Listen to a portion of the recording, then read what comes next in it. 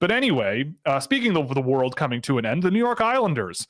That's an interesting segue. They blew a 4-1 lead to the San Jose Sharks. So there's that.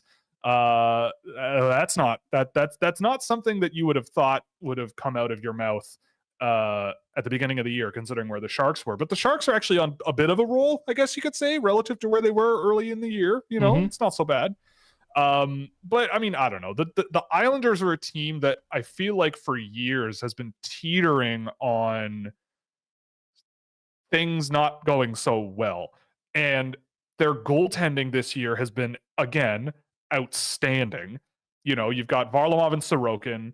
They're facing a ton of pucks. If you have a goaltender with a 250 save percentage or a 250 goals against average and a 925 save percentage, they're facing a lot of hockey pucks and saving a lot of them. So that's kind of tough to maintain, and it is certainly propping up their results with a not so great defense group in front of them.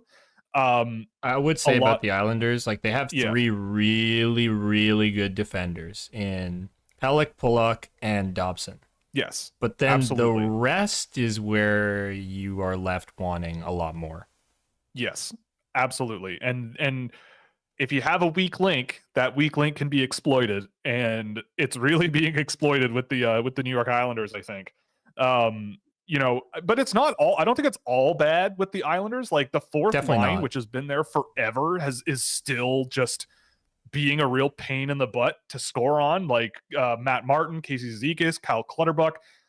Those guys, I feel like what? The identity line is what they call it. Yeah, like I feel like they've been this for like 15 years, and it's like they're still going. They're still getting decent results in their own end. They're still playing hard and being tough to beat and all that stuff. And that certainly matters. Like you said, sorry, what? Yeah. Yeah. Well, that whole line. Yeah. That line of Engvall, Nelson, Palmieri, they've got great offensive results and awful defensive results, but they're playing cowboy hockey. They're going hard. I think it's Nelson and Palmieri on the power play with Barzal is playing really, really well. So there's stuff that's good that's happening, but like they've got the third worst penalty kill in the league. And when you have goaltending as good as that, and their penalty kill is the third worst in the league, I think that goes to show like just how troubling this team could be defensively. Like if they're on the penalty kill and getting scored on a lot, but at even strength, they're not getting scored on a lot because their goaltenders, while facing a lot of pucks, are saving a lot of pucks. I think that kind of illustrates a big issue with the New York Islanders, which is not something that I would have expected, considering the reputation, of this. We want to be tough to play against. We're going to sort of play a more defensive style of hockey.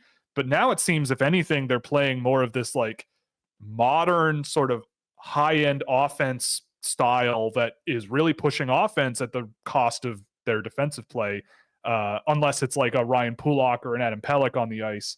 Noah Dobson's been very good, but more, I would say, offensively. But I mean, I don't know. I think with the Islanders, I wouldn't say it's all coming to an end, but I don't know. I guess the right word for me would be teetering. Like things are balancing, I think, a little bit, and it's a little bit precarious. I would add that I think their asset management has been shaky at times. Like letting go of Devon Taves and now seeing what he's done in Colorado. He won a cup with like as Cale Makar's D partner, and they probably could have found a way to keep him. I would imagine. Like he was that good beforehand. He really was. So the Pajot extension. Yes, Pajot extension was crazy to me. That's one of those contracts that I look at and go, so this is why the Islanders don't necessarily have great results, because they just, like JG Pajot making $5 million, and he's your third line center, and he's not really providing much. Yeah. Like that's a big black hole in your lineup that is costing you significantly. And they have nothing on the way, really. Like in terms of youth, I don't think there's anything on the way. No. Really.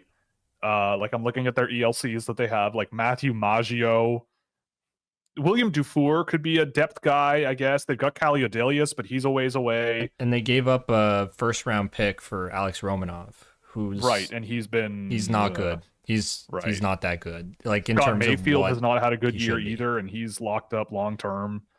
I mean, it's $3.5 million, but you know. Because I was watching today, I was just focusing on Dobson shifts, and he was playing with Alex Romanov. To break out the puck, Matt Barzal would go behind the net with Noah Dobson. They wouldn't even trust Romanov to actually break out the puck. And those two would try and find an outlet pass to move it and try and generate offense, while Alex Romanov would stand off to the side and just kind of watch. Yeah. You can't have that. Yeah. Yeah. I mean, it'll be interesting to see what the Islanders look like in a few years, because their core is kind of aging a little bit. Matthew Barzal, time flies, but he's 26. Like, when you've got a bunch of guys that are 30-ish, you kind of want to be contending, and we'll see what happens. But right now, they're a team that's kind of living and dying by their goaltending and just sort of leaning into the offense quite a bit. So we'll see how it goes.